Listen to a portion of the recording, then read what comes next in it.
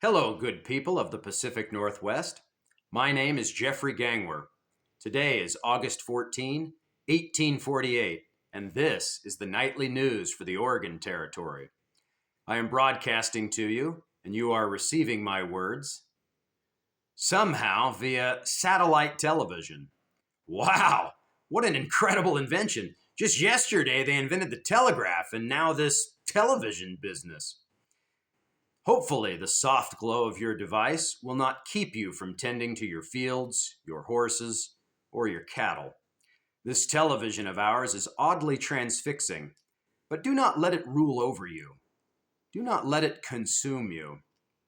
The good Lord above desires that we keep our hands to the plow. In the Gospel of Luke, in the 9th chapter, verse 62, Jesus tells us that we are only fit for his kingdom if we keep our hands to the plow and move forward. This is our top story for the evening. The territory is filling up. And how? Immigrants are arriving daily. Many are traveling by foot, by horse, and by wagon. The soil is fertile, and the planting time has begun. Plow your fields and sow your seeds. Thank the Lord for your labor. Do not shirk. Corn, wheat, and barley represent a new beginning for all who are trekking into the West.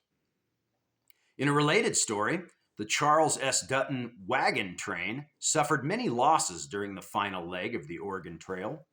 My sources indicate that 1 out of every 10 immigrants in Dutton's care died while in transit to the territory. These beloved souls suffered through diseases, severe weather, food and water shortages, and encounters with dangerous animals, including wolves, coyotes, and snakes.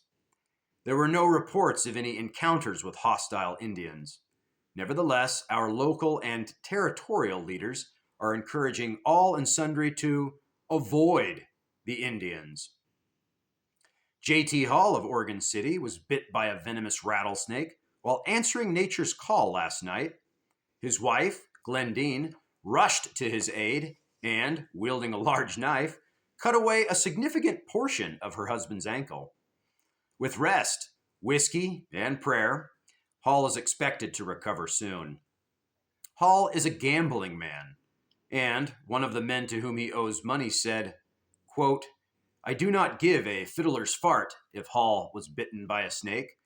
The money that he still owes me will be paid, even if it hairlips the devil." End quote. Ralph Stadelman of Parkdale died today. His doctor, Cornelius Millpond, believes that cholera was the culprit. My sources indicate that cholera has been the deadliest disease on the Oregon Trail and in the territory. Dysentery, mountain fever, measles, and scurvy have also been common and lethal. Cholera seems to thrive in stagnant or motionless water. Those who have contracted cholera have suffered from abdominal pains, diarrhea, and vomiting. Stadelman will be remembered for his strong constitution. He was 65 years of age.